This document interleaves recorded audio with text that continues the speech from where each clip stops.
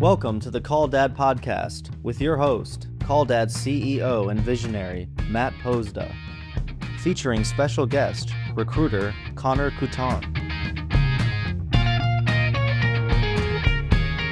going to start this off rough because even though Todd walked me through your last name, I feel like I'm going to mess it up. Yeah.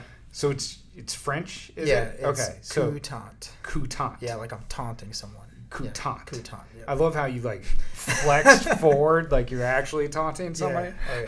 Mm-hmm. You definitely get a flag for that in the NFL. Okay, so Coutant, Connor Coutant. Yeah. Did I get it? Yes. All right, good, sweet. Is our guest today. So welcome to Fostering Communication. Thank you. Thank you for having me. I'm excited. All right, well, glad you're here. So let's kick this off going, and you can go as far back as you want.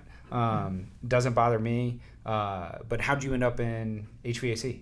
So I guess taking it all the way back when I first had struck an interest with it, I was at my house and, summer, my AC went out. Yeah. And so we called someone out and basically he told us this is for sure the problem. This is how to fix it. This is how much it's going to cost, all that stuff. I liked the process of it. Yeah. And then he came back, fixed it, and it worked. And I was like, okay. And then I got to asking him some questions about it. I was like, okay, yeah. Told me some requirements, and so I looked into it. From there on out, I was working at Chick-Fil-A at the time. Yeah. And so I started looking everywhere for apprenticeships. Yeah. For HVAC. So what year, when was this? This was 2022. Okay. Yeah, okay. 2022. All right. And who called the company? You did? I think it was my wife. Your wife did? My wife did. Okay. And how'd she pick the company? It was just the one that was the closest by. Yeah. So you closest by physically, like Yeah. you knew where it was? In proximity, and we'd heard about it from some friends and some Yeah. family members. They Yeah. liked them. Yeah. So. Okay. So that's the difference is when you call a company out and they fix it, you don't create people like me who, when I called a company out, because very similar, I mean, that's how I got in this industry was I called somebody out and they didn't fix it or refused to fix it, right? So who knows what would have happened if you got a crappy company, but it sounds like you got a company who's willing to entertain the questions that you had and engage with you, right? Right. So that kind of sparked your interest as well? Yes, definitely. I'd say when I was able to ask him questions about like, how did you get started off and do you like it? Yeah. What do you have to deal with? And he had a good conversation with me and yeah. How old was he? He was a little bit older than me. He's probably in his 30s. Yeah, and he had been in the trade for a while? Yeah, he said he'd been doing it for at least like 5 years or something like that. Did you know when you were having that conversation with him, you were like, this is absolutely something I'm interested in, that's why I'm asking these questions, or was it your own curiosity that was driving the questions? It piqued my interest because I don't know. I was in Chick-fil-A. I enjoyed what I did, but I was also looking to get out of the restaurant industry. Yeah. And I was thinking about different avenues. And when he had mentioned like some details about his job, that's when I was like, that sounds great. Yeah. So that's what had me looking for everything and try to get more information about it. What was it? Was there anything in particular that sounded great to you? It was the fact that I get a van, I get to go to a customer's house, and then I don't know. There's a repair that needs to be made. I make the repair. I provide them service, get them satisfied, have them happy, and do a good job.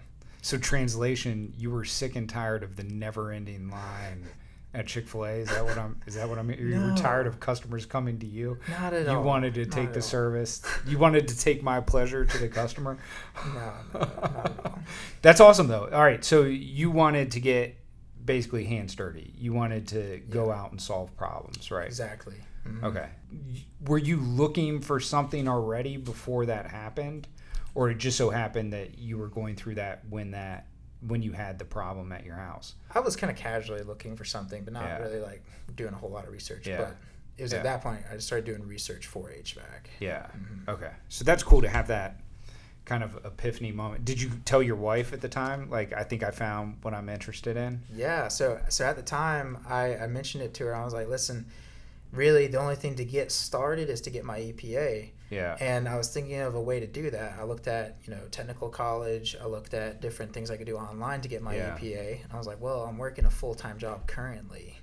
That was where the kind of difficulty was. I was like, I don't know, maybe I was looking for an apprenticeship that would get me my EPAs, take me from nothing to something. Yeah. All right. So what happened next?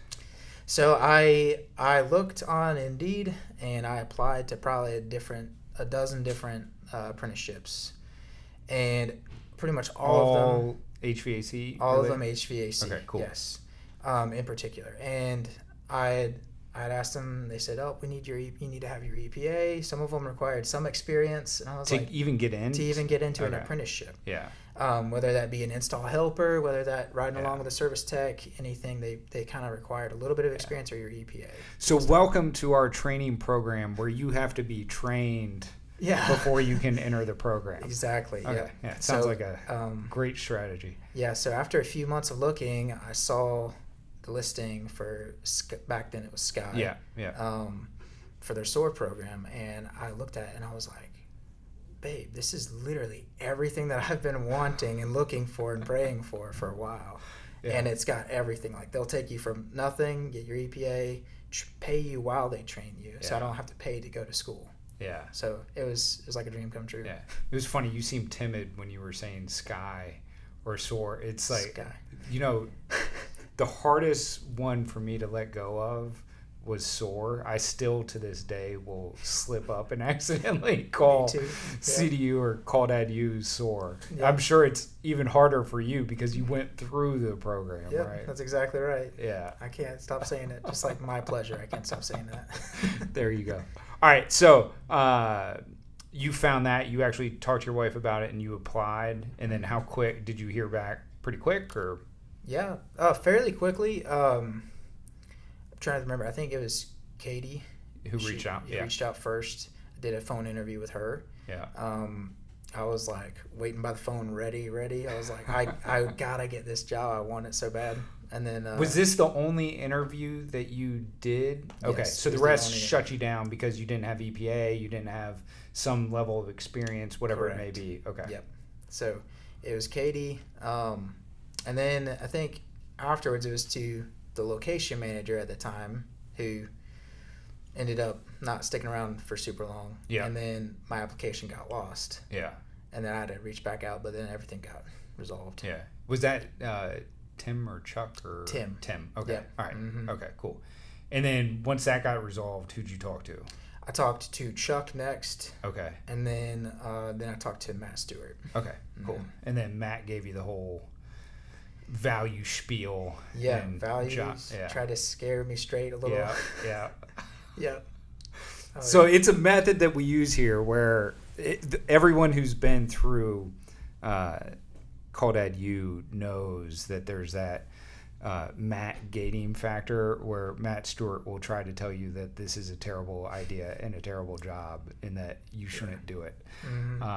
And it literally is the final gate, if you will. So you got that spiel. What class were you? I was the one after Travis. So I think it was the third class. Yeah, CDU 3. Okay. Yep, yeah. 3. Okay. All right. Mm-hmm. Awesome. So did Matt scare you? No, I wasn't scared. He did put it in a different light. He was like, there's 160-degree attics, and I was like, I didn't know they got that hot. But I mean, he was nice to talk to, but he didn't like scare me nothing. Yeah. Did he give you the spiders and snake spiel and all that? Okay. Good. Yep. How are you in crawl spaces, snakes, spiders, all the stuff, roaches. Yeah. But you were sold at that point. It didn't matter. Exactly. Yeah. I was committed. Yeah. Mm-hmm. Okay. It's awesome to find passion about something like that, isn't it? Mm-hmm. Did you as you go through the process question it at all, or your conviction stayed the same since the moment you made the decision? It was exactly the same the whole time. Yeah. I knew I was getting myself into. I knew it was going to be tough some days. Like Matt Stewart put it, some days you're going to put your hands in your head and be like, what did I get myself into? Yeah. But then it's like, okay, the sun rises the next day, and it's fine. Yeah. Just one step forward. Exactly. All right. So I want to get back at some point, don't let me forget this, to the fact that you had to fight to get here through that recruiting process, because it sounds like we dropped the ball to a certain degree, and then you had to re-engage to get the application back in process, right? Right. Because it's funny, because what you're doing now is kind of like it comes full circle, is to avoid that problem in the future, right? Mm-hmm. So it's really cool that I hate that you had that experience, but some of the most passionate people, similar to how you got into this industry or similar to how I got into this industry, is out of an experience that we have. Yeah. Right? So that's pretty, unfortunately, cool that you went through that, but now you're part of the solution to that problem. Yep. Mm-hmm. Okay. So how far out were you from starting in the class? I think it was like a couple weeks, actually. Okay. So it lined up perfectly with me putting my 2 weeks in at Chick-Fil-A. Yeah. It was like they were also closing out for renovation at the time, so it lined up. So that worked out. It worked out perfectly to set up for my apprenticeship. Yep. Yeah. Okay. And how long had you been at Chick-fil-A before? I was there for 6 years. Oh, wow. Yeah. Okay. So it was the first job that I ever had. Yeah. And how'd you end up at Chick-fil-A? So I had some friends that worked there at the time, so some acquaintances I had at church, and they said, hey, it's pretty fun working here, so I went and threw my name in the ring. Pretty fun, come hang out for 6 years? It was fun, yeah. I mean, I started off just a team member for the first 3 years and then went into management, and things got fairly serious there for a little bit. Yeah, so what position were you when you left? So I was food safety and quality assistant. Yeah. So I was back of house manager, and I handled all the inspections whenever they would come in for DHEC and everything all like that stuff. Yeah. Yeah. Mm-hmm. Okay. That's awesome. Yeah. All right. So class starts. Did you ever, throughout the whole first 8 weeks, ever have a moment of, why am I sitting in a classroom again? I told myself I would never go back to school, or were you like still eating it up the whole time? So there wasn't any questions like that. It was more so just, so I'm studying for the exams, and I knew the high stakes they were. Yeah. And in the past in school, I wasn't the best at testing. Yeah. So there was more so just, there was a level of anxiety and like, okay, I got to make sure I pass these exams. So study for a long time. There were some of those moments, but did your wife get frustrated with you? Were you like frantically studying every night? You laugh like it definitely happened. Yes. I was like, you got to help me study. I got to make sure that I know this. And she's like, Connor, you know this already. Like, you've repeated it 4 times. Did your wife have flashcards? Yeah, flashcards she would help me with for the 2 levels that I went through. Yeah, first and second. Yep. Oh, that is so awesome. See, who knew, right? That she helped you. Give her some credit. Yeah, I depended on her so much. Yeah. Stevie's my rock. She helped me out. That is awesome. Mm-hmm. All right, did anyone fail out of your class? A couple people, yeah. Mm-hmm. Yeah. So again, you did not want that to happen. No. Yeah. Not at all. Did you? It kind of is a public service announcement. It seems like those that struggle in the class, right, from a failing out perspective, aren't the ones who are asking for help, or aren't the ones who are willing to put in the extra effort, because it's not, the program is somewhat designed to weed people out, right, but it's to weed those that have no interest in getting better. So like you, potentially self-proclaimed bad test taker, had no problem getting through the program because you put in the extra effort and work, right? Right. Yeah, that was the thing, is like I had a big thing with like writing stuff down to remember it better. Yeah. If I wrote it down and I wrote enough stuff down, I knew I would remember it. Yeah. And that was just came down to effort. Yeah. Mm-hmm. But throughout the whole program itself, you felt like it wasn't like we were trying to get you out of the program. No. Yeah. Not at all. It was like, and I had this level of trust with Katie, definitely, where she's like, listen, if y'all need help with anything, just text me, just call me. Yeah. And if there's an area that you're struggling with, which there were, she'd be willing to put in whatever else it took to get us there. Yeah, that's pretty cool. Were there any areas that were harder than others for you? For me, it was a little bit of the math side of things of the trade. So some of the math, it was like trying to remember how to multiply fractions and all that stuff. I was like, but that was pretty much it. What's sad is I'm going through that right now with my 5th grader, where they're going through fraction multiplication and all that. Yep. And it's like, man, I've got to pick up like where I left off, because it's been a long time. And it's the whole show your work dynamic. It's not the quick method. You have to do long form. So anyway, funny you said that, because I think it was last night or the night before that I was helping her get ready for a fraction multiplication test. Mm-hmm. Yep. All right, so we're past fractions now.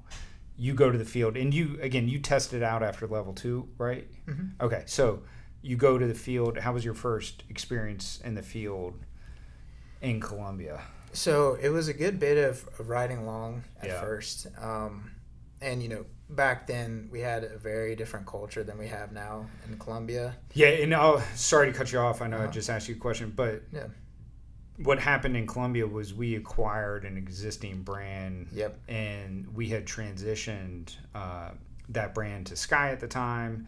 And then when did you come out of the program? The first level? Yeah. It was Do you in remember? summer of 23. Yeah, so not too far after that, we rebranded as well. Yep. That original customer base was very different than the normal customer base that we have, in the sense that that owner was still driving around filters on a regular basis. Yeah. Mm-hmm. You know, our regular way, Sky at the time customer base, we weren't doing filters. So the expectation of filters wasn't the same. And that customer base despised us, hated our guts for getting rid of the filter program. Oh, yeah. So you probably dealt with... I felt a lot of that.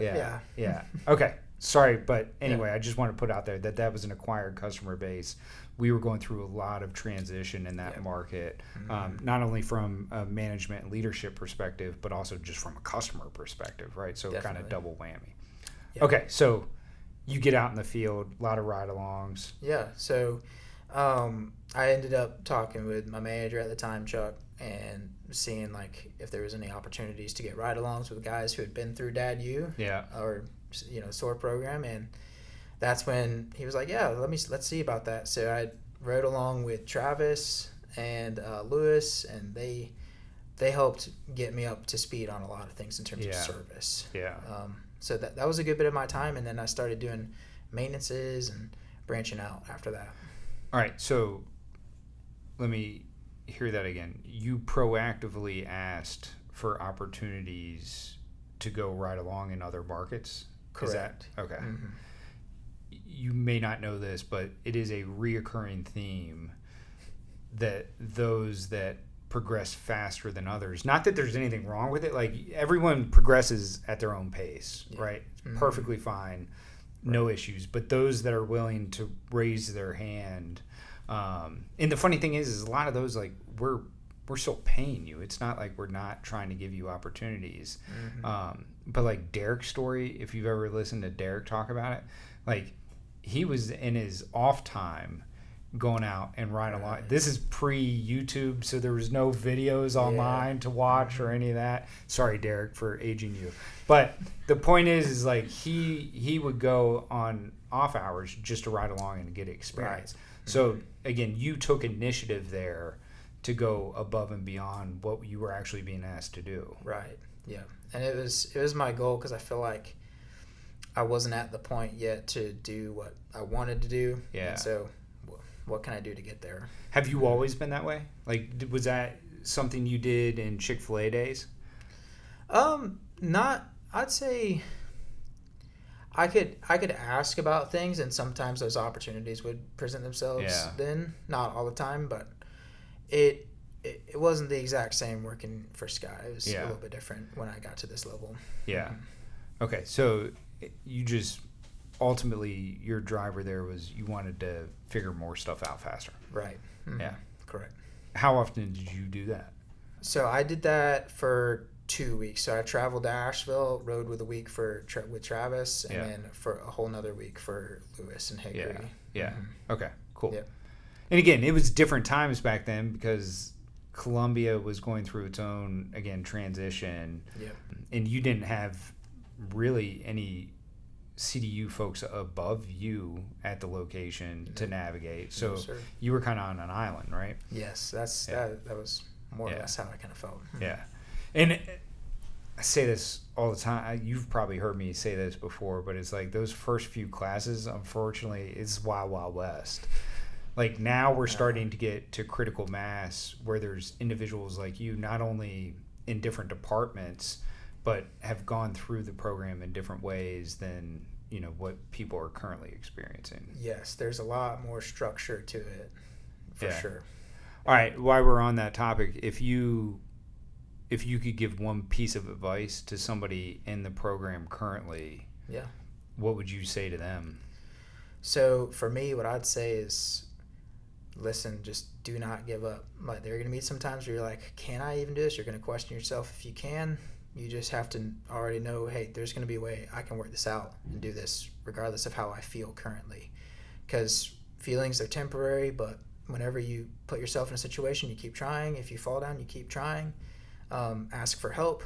You can find a way to do whatever it is you want to do. Yeah. That's the biggest piece of advice I'd give. Yeah, and that goes both, as you mentioned, that's classroom and field. Classroom right? and field, definitely. Yeah. Mm-hmm. How many times did you feel that way in an attic? I mean, there was a couple times the previous summer was like 70, 80 hours where it was like, just got to keep pushing through and communicate what I need and what's going on.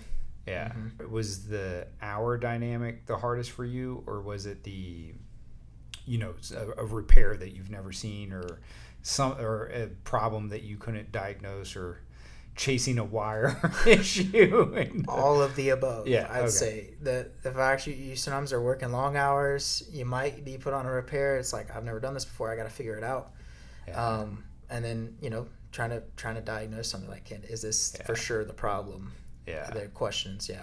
There's all of it. So you would approach a repair that you've never done, and then you would give yourself that little pep talk. Yeah. That you just did. Yep. Just keep trying. Call someone if I need help. I had good resources that I could call and ask people who had done it. Yeah. And that was one of the hugest things for me, is the relationships that I had built whenever I went to Hickory or I went to Asheville. Yeah. I had someone I could call and talk to, and they'd talk me through it. Yeah. So,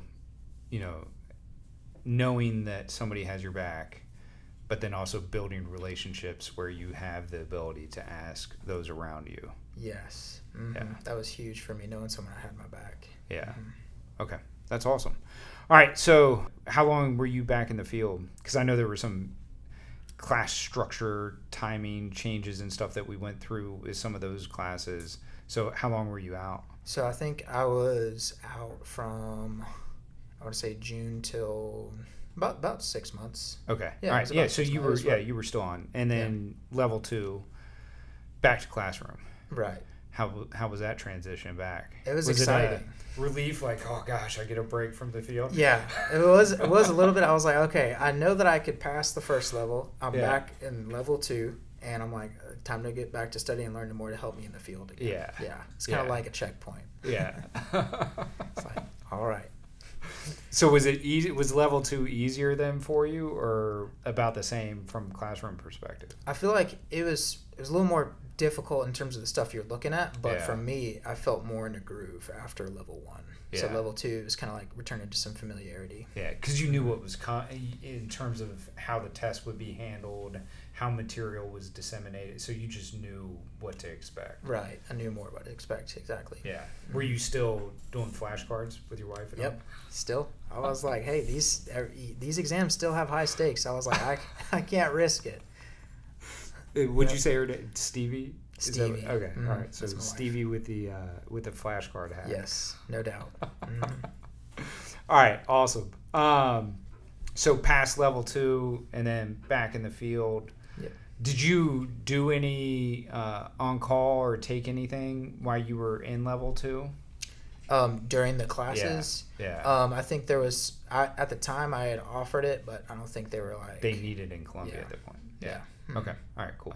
All right, so what happens next? So what happens next was more challenges to just keep building more experience through the field, which is just a matter of time, a matter of calls that you run, and amount of effort you continue to put into it. Was there anything big at that point that you hadn't done yet? I wanted to do some more like refrigerant circuit repairs, so coils, compressors, things like that. I was looking to get more experience with that, doing one by myself. Yeah. Mm-hmm. So you hadn't done a coil or a compressor. What about TXV? Not by myself. Not by yourself yet. Not until after level 2 class. Okay. All right. How was that first one? What'd you do first? The first one I believe I did was a TXV. Yeah.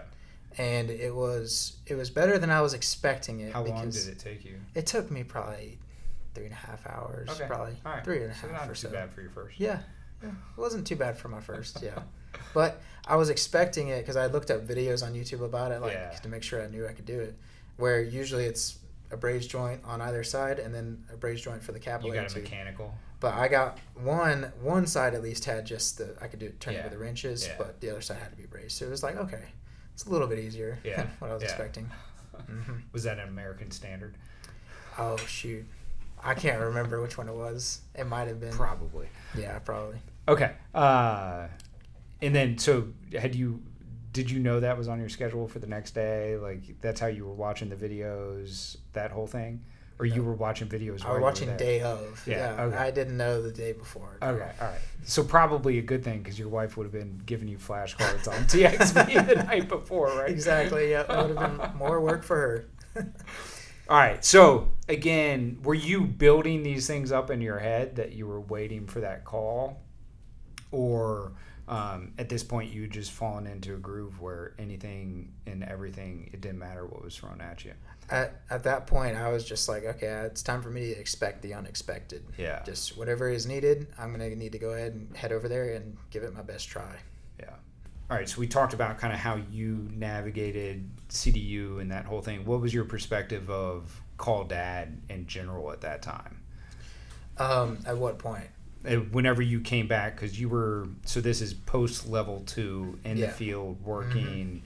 Mm-hmm. What was your perspective of all the things going on? You know, did you have an opinion of what you wanted to do in the future? Did you know, hey, this is a place I want to be? Hey, I hate HVAC. I don't know why I ever got into this industry. Like, where was your mind space during that time?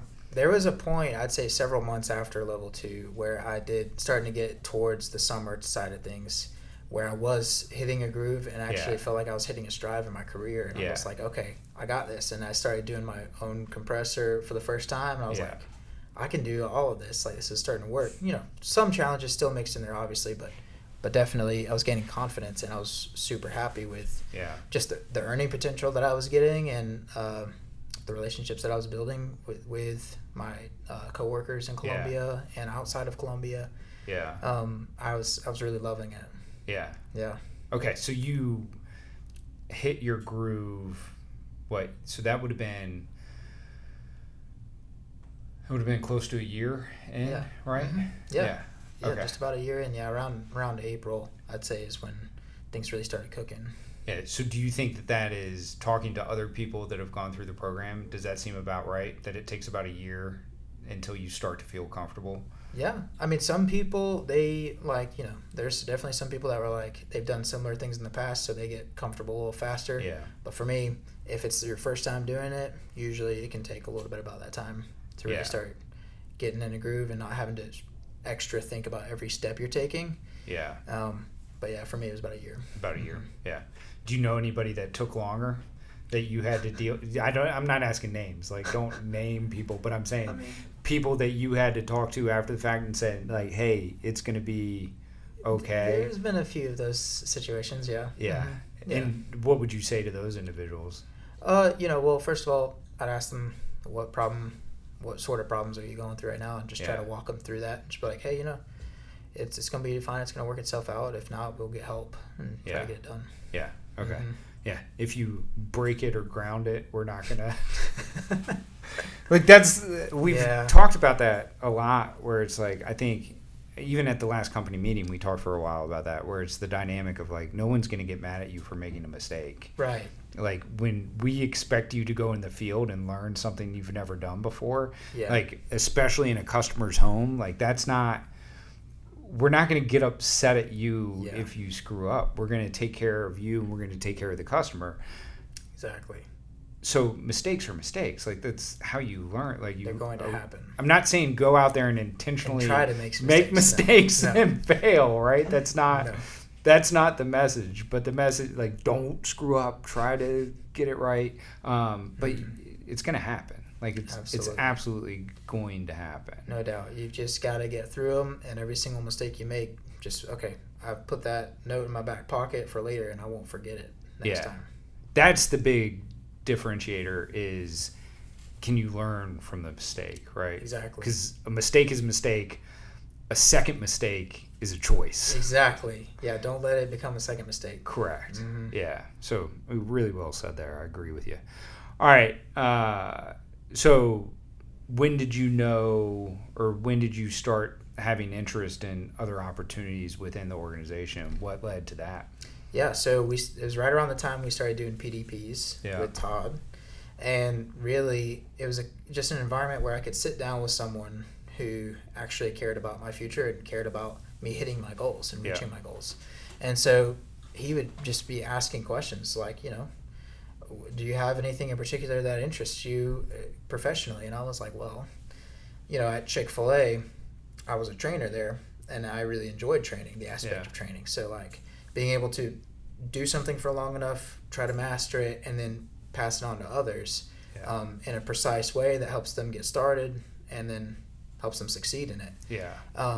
So I told him, I was like, listen, I really like training. I really like working with processes. That's just kind of how my brain works. And I like working with people. So, and then he kind of took those notes. Yeah. And we talked about them over several PDPs. Yeah.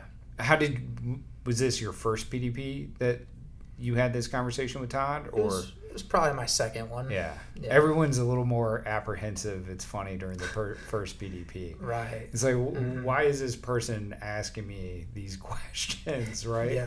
Mm-hmm. So is that one where you were like, I don't understand what a PDP is about or why they're doing this? It took a minute for me to like kind of gauge it, but I was like, is this like a performance review? Like, what exactly is this? Yeah. And then, I talked with Adam, and they were like, well, listen, they're just going to talk to you about professional and even personal goals. Yeah. Because Todd, understandingly, Todd really has a passion for that sort of thing. Yeah. So, what they do at Chick-Fil-A from a performance perspective? Not a whole lot. I guess if there was an opportunity for job advancement, you could interview for it and talk to people about it. There was some. Did they do performance reviews? Not super regularly. Yeah. From what I remember. Yeah. At least at the one I worked at. Yeah. It was just how many times per hour did you say my pleasure? Right. Yeah. I kept score that way. Mm-hmm. Did you do it in the back of the house too? Like to each other? Oh yeah. It was. So like, hey, can you hand me this? And you would hand it to a coworker? My pleasure. Yeah. Okay. So it was so ingrained into the culture of Chick-fil-A. It's not even a thing where they like make you say it. It just happens. Everyone says it. So when you join the team, it's kind of like, okay, I'm saying it now too. Yeah. My pleasure. There's this video that was some social media video, but anyway, the guy accidentally doesn't say my pleasure to the customer. Have you seen this? I have not. Yeah, and they a van pulls up, like a dark van, and two guys get out and immediately throw the guy in the back of the van, and then it peels off, and then another Chick-fil-A guy comes up and just pretends like the whole thing didn't Pull him happen. out of the closet. All right, and the customer's like, hey, what happened to that other guy? and the guy's like, what other guy? I have not seen this. I gotta take a look at it. I was gonna ask, does this really happen? This is where people disappear for not saying my pleasure? Not so much. Believe it or not, there was one thing that was, at least for me, was a fairly big deal. So whenever a customer, they'd come up to the counter, or a guest, you don't want to say customer, you don't say guest. Whenever a guest comes up to the counter, they want for the van. They want to. There's a 5 year after I'm you sorry. still have to say. No, I said my pleasure. I said my pleasure. But like, if they come up and they want a refill, when you walk up to them and offer them a refill, you're not supposed to say the words refill. You're supposed to say, "Would you like a beverage refreshment? Would you like your beverage to be refreshed?" If you say refill, that was kind of the thing. Like, don't say that. Say refreshment. Yeah. And so I don't know why, but it was a pretty big deal. I feel like that was almost more of a big deal than my pleasure, because most everyone said my pleasure by default. Yeah. Mm-hmm. So would you like your sweet tea refreshed? Yes, exactly. Can I refresh your drink for you? Yeah. Mm-hmm. I like that. Yeah, it sounds a little nicer. we're here to refresh your coil today. Yep. We're here to refresh your home. Man. Make it feel more refreshing. Jerry, make a note of that one. Yeah, that's a good one. That's a really good one. Yep. That's pretty funny. All right. So, PDPs. So, did you, let me ask, since you brought your wife up, did you ever go back to your wife and be like, they sat me down and had this weird conversation with me where they actually are like caring about my future? I mean, kind of. I talked to her about Todd and just the cool things I learned about him. Yeah. And I was like, hey, this guy, like, he seems to really care about what I want to do. And I kind of was able to share with him some of our long-term goals. Yeah. And he seemed to be like, okay, well, let us know if we can do anything to help you with it. Yeah. You know? Yeah. Mm-hmm. I will say this about Todd. And again, I've known Todd longer than I've known anybody in this business. And I have never seen Todd as happy as I've seen Todd over the past 2 weeks. Yeah. Like, so for those of you that don't know, and we'll get into this in a second, but, Reba stepped out of recruiting and went into more of an HR and compliance role, which enabled Todd to move kind of out of pure HR and compliance. So he's mostly focused now on PDPs and kind of that dream manager position, if you will, which hence somebody had to take the recruiting position. Yes. Which is who ended up taking that? I did. Yeah. I did, I believe. Okay. Yes, Yeah. that was me. All right. Good. Congratulations on that. Thank All you. right. So how did that come to be? All right. So it kind of came out of left field a little bit. Yeah. It wasn't something I was really like just particularly aiming for. Like, ooh, that. Yeah, so recruiter position. your short-term PDP goal was not to become a recruiter for Coutant? I wish it was, but it wasn't. I'm gonna be honest. So it was interesting how it all kind of came about. Matt, our field supervisor in Columbia, he'd give me a call and was like, hey, Reba, she's gonna be down on Friday, and she's just gonna want to talk to you about some stuff. I was like, what stuff? Like, is everything okay? Like, and he was like, HR's coming. yeah, to HR's town. coming Yeah. to talk to you. And I was like, whoa, but. He was kind of, it's kind of like a PDP, kind of not, but she's just going to kind of talk to you about some day-to-day stuff that you'd want to do. And I was like, okay. And then follow that up a day or two later, Reba called me before she came. She's like, hey, I just want to let you know, we're not trying to scare the death out of you. Like, we just want to have a conversation about, potentially, you moving positions or seeing what you would want to do today. I was like, okay, that sounds great, actually. So that was able to set me at ease for the meeting. And then when I was going into the meeting, I guess I was kind of, because since I had talked to Todd about it, I was like, maybe it's a training position, maybe it's something to do with admin, I don't know. But I was curious about it, I didn't know what to expect. Yeah. All right. So, opportunity, just to frame what happened, you said through PDP that you're interested in things. Yeah. And I don't want to say that anybody who says that they're interested in anything is going to randomly get hit up with something. But the fact that you took the PDP seriously, the fact that you engaged with the process, created what for you?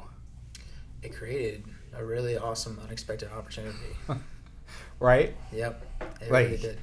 I don't know how else to frame that other than what you just said, which is, again, you got to take these things seriously. If you want opportunity, half of the battle of opportunity is putting yourself out there. Yeah. Do you agree with that? And communicating. Yeah. Absolutely. Communicating and put yourself out there and be willing. Yeah. Mm-hmm. And that's, you got to put in just a little bit of effort, Yep. Okay, cool. So Reba sits down, Mm-hmm. and did she pitch the recruiter at that sit down, or what happened? So basically what happened was she didn't outright tell me, hey, we're looking for a recruiter, do you want to do it? But she was more so like, on the phone call a couple of days earlier, she had said, just be thinking of things that you would like to be doing day to day. Yeah. Tell me about some of your strengths, and Yeah. let's gonna have just a conversation about it. So I wrote down some things, prepared it, and told her, I was like, well, listen, some of my strengths are I'm fairly process driven. Like, I like going through a process, checking things off, being thorough. I'm a huge attention to detail guy. Like when I worked at Chick-Fil-A, being a food safety manager, I had to be very careful about all the details of the food and everything. I was very detail oriented. So I mentioned that. She asked me how I did with people. I was like, I am a people person, but I wouldn't say I'm primarily a people person. Like, I'm kind of split down the middle of process and people. And she was like, okay, well, I'm a little more people driven, and I feel like you'd be a little more process driven. So it was after I told her about my strengths, sort of things I'd like to be doing day to day. She said, well, based off of what you told me, I just want to let you know we are looking for a recruiter. And I was like, really? Yeah. Okay. And then she was like, let me give you some information on what it kind of looks like day to day. It seems like it's kind of matching up and lining up with the things that you'd like to do. And I was like, all right, that sounds great. So we kind of went at it from there and just started talking about it. And were you interested immediately, or you were like, had to process and think about it? What? I was intrigued. I was very intrigued, and I just was like, okay, let me find some more information about this. And as she started telling me the sorts of things that she does, the people that she talks to, just kind of what the day-to-day looks like, the hours, all that stuff, I was like, this actually sounds phenomenal. Yeah. So it started growing, and I was like, this is something I want to try. Okay. Mm-hmm. Cool. I'm trying to think of like how your pitch to filling a role would go. Have you figured all that out? Are you comfortable with your pitch right now? Pitch to on filling the role? Company? Like, I'm in charge of refreshing this position. Is that? Please tell me you're working that in there. Yeah, we'll see. Now that you mentioned it, I'm gonna have to find a way. I have been instructed to refresh a new class of Call Dad You. That's right. We're not refilling these classes. We're refreshing them. That's awesome. Yeah. All right, so wrapping up, just from time perspective, are you happy with the path? Did you ever think that HVAC would take you to this? Did you where is your head right now with everything that you've been through in the past 2 years? Because man, I guess now we're getting close to 3 years, right? Yep. You've been on you've had a heck of a journey here, right? So sum it up from your perspective, how you feel about all that. Well, really, it's really just been a huge blessing for me, honestly. Just being able to grow it from the skill level that I have to now. So I still have all the skills of a technician in the back pocket, and then also being presented with an opportunity to learn a totally different skill set. So pivot in a different direction, but still like, hey, we'll train you. We'll help you get there. And any questions you have a resource. So really, I couldn't be more thankful, and it's been awesome. It's been a huge, huge challenge, but it's been amazing. Yeah. It's a lot of unexpecteds, but a lot of really good unexpecteds. Yeah. Well, that's awesome, man. We are lucky to have you on the team. I appreciate you taking the time to join me today and talk through your journey. I think it's really cool. Matt and I talked about this very early on with the program, is that it's going to be awesome when we get to the point that we're creating managers on the ops side with regard to the program. But what's really going to be cool is when we're creating opportunities in different departments where individuals who have, all right, you've learned the skill set, you know the trade, you got kind of that deal out of it where you can go, as what we promise, you can go anywhere in the world and have a job. Yeah. There's some places you don't want to go, but you could go anywhere in the world and have a job. But now you've got an opportunity within Call Dad itself to get experience in different departments. And to me, that the fact that we're getting to that critical mass, if you will, where we're creating opportunities outside of just operations, makes me really happy too. So I'm glad that you jumped on that. I'm really excited for what you've got ahead of you. It's going to be a fun year. You went straight into the thick of recruiting for CDU 8. So man, again, glad you made the decision to jump into that role, and we're excited to have you. Absolutely. So thank you. Awesome. Thank you for joining me. Thank you, man. Appreciate it. We'll see you.